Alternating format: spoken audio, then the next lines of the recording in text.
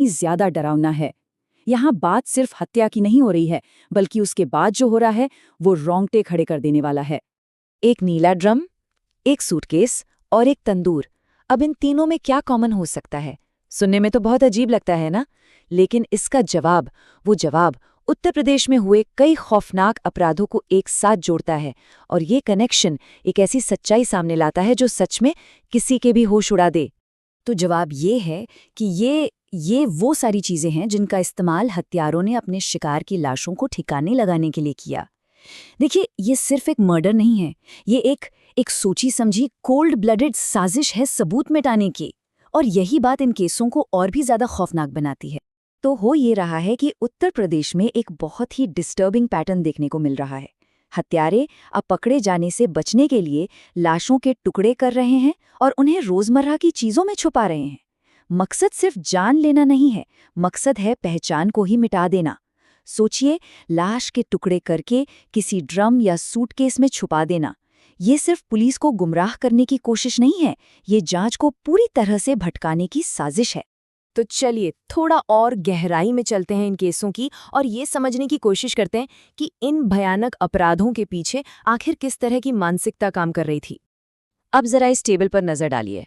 इसमें जो बात सबसे ज्यादा हैरान करती है वो है इन हत्याओं के पीछे की वजह। वजहें कितनी कितनी मामूली हैं। पैसा, एक्स्ट्रा मैरिटल अफेयर, घर का झगड़ा। मतलब लखनऊ में एक बेटे ने पैसों के लिए अपने ही पिता को मार डाला। मेरठ में एक पत्नी ने अपने लवर के साथ मिलकर पति को ही रास्ते से हटा दिया। देखिए, वजहें बहुत आम हैं, लेकिन इन वजहों का जो अंजाम है, जो तरीका है, वो बेहद क्रूर और अकल्पनीय है। 110 किलो, जी हाँ, 110 किलो। ये वजन था लखनऊ केस में मारे गए मानवेंद्र का। अब सोचिए, उनके बेटे अक्षत के लिए इतनी भारी भरकम बॉडी को ठिकाने लगाना कितना बड़ा चैलेंज रहा होगा। और इस चैलेंज का हल उसने कहाँ ढूंढा? यकीन नहीं होगा, गूगल पर। उसने गूगल पर सर्च किया, शव के टुकड़े कैसे करें। मतलब वजह इतनी साधारण है कि यकीन करना मुश्किल हो जाता है।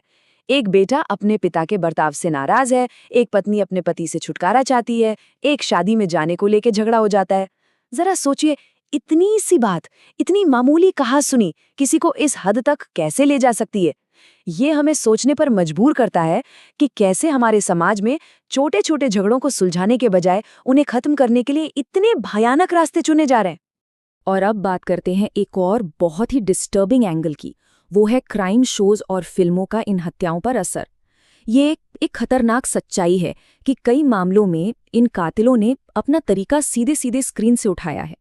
ये लखनऊ केस का सबसे